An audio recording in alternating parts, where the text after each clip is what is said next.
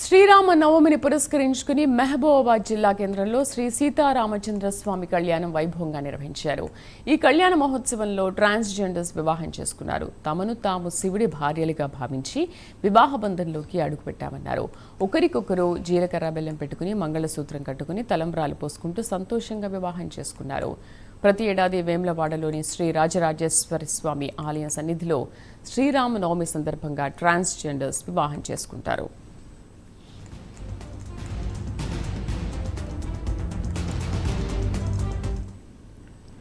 మహబూబాలో ఉంటాను.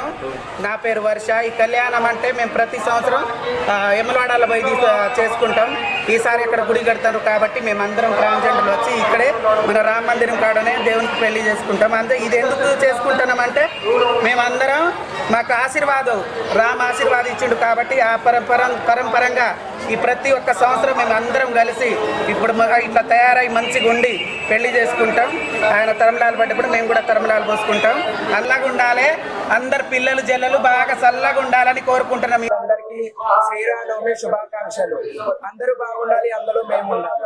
ఈ రోజు శ్రీరామ కళ్యాణంలో మేము కూడా మా కమిటీ నుంచి మేము కూడా పెళ్లి చేసుకున్నామండి. మా గురువు గారు మా అక్కగారు అందరూ మేము శ్రీరామనవమికి ఎలా సీతారాములు ఎలా కళ్యాణం చేసుకుంటారో అలా మేము కూడా ఆ రోజు ప్రాచీనంలో శ్రీరామరాముడు మాకు ఒక వరం ఇచ్చినందుకు మేము కూడా వాళ్ళలాగానే శ్రీరామనవమిలో కళ్యాణం చేసుకోవడం జరిగిందండి.